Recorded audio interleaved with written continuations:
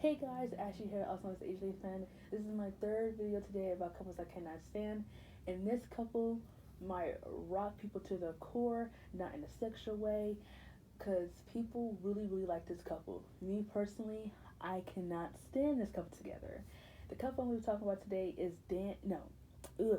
The couple I'm talking about today is Serena and Nate from Gossip Girl. As you all know, I am a huge fan of Gossip Girl. I just finished season 4. I skipped season 5. You guys already know why. If you listen to my Dan and Blair rant, I think you know why I don't like season 5. And I'm on season 6. I'm on the last season for Gossip Girl. So I'm taking a break from Gossip Girl because season 4 was so hard to get through. I'm taking a break. But Serena and Nate, where do I even begin with this couple? Personally, I feel like this relationship was very forced in season 3. I honestly feel like Nate's feelings for Serena came out of thin as air, and I'm gonna tell you why. Because I think if you're gonna make Serena and Nate a thing, you could have done that in season 1. I think if you're gonna make that thing, you could have made that a thing in season 1, and then you could have made her and Dan a thing. I think what I would have had, if that probably would have been interesting to see more obstacles get in Dan's way of the girl that he really wants, that he has a crush on. I think they should have done that because after that episode, after the Masquerade Ball episode, Nate kind of just forgot about his feelings for Serena. Like, it kind of just vanished. It vanished in season 1, and then it vanished in season 2, and then all of a sudden he sees her dating his cousin. He's in love with her again. Like, that, if you really think about it, that doesn't make any sense. The continuity in that makes zero sense. You completely forgot about this girl dating every other guy, but all of a sudden she dates your cousin and now you want her again. And the only reason why Serena wanted him was because Serena is Serena. She fell in love with every guy that she talks to. And this relationship had nothing. Her and Nate had zero chemistry. I don't care what anyone says. The only thing that the writers got right is that the only reason why they make sense together is because they're both boring as hell. They both have zero personalities. They're just uninteresting as people. So I think that's one reason why they make sense, and because they look really good together. I mean, I don't think he was that good looking, but I guess from TV show standards, he's like the Prince Charming, and I do think Blake Lively is a beautiful blonde girl. I definitely do think Serena was beautiful, but that relationship, it just never worked for me. I honestly really like Serena better off with Dan.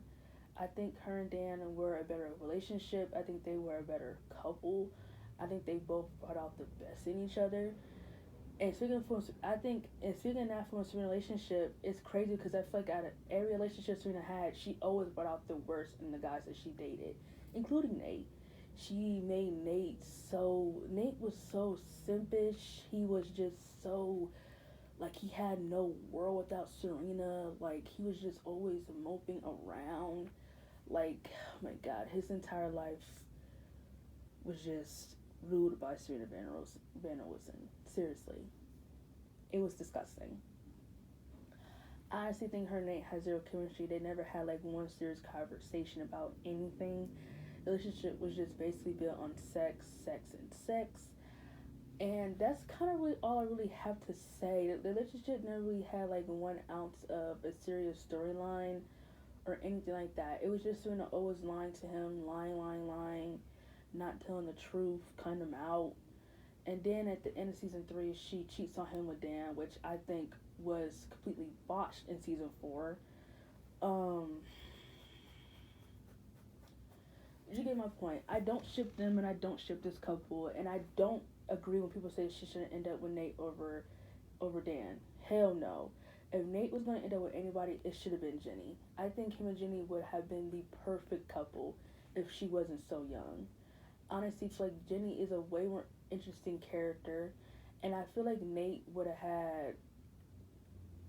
I think Nate would have probably made her more grounded because I think out of everyone, Jenny really kind of connected with Nate. I think it's because Nate really gave her time to really be herself. Like, when she was with Nate, she was really herself. Like, she wasn't really putting on this facade about being the mean bitch or being this girl that she doesn't really want to be. I think Nate really really cared about Jenny, and I think that's really what she needed. I think she just wasn't really surrounded by people who really cared about her, and I think Nate really did care about her.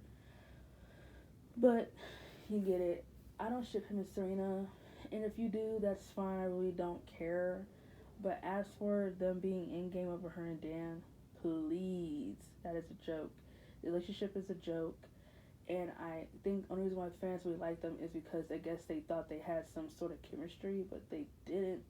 They had no chemistry at all. I felt nothing watching the relationship, absolutely nothing. But as always, I know what I'm talking about, so that's gonna take my word as gospel because I know what I'm talking about. But anyway, that has been my rant on this couple. I have my last two, I believe, coming up very soon, so be ready to listen to those couples.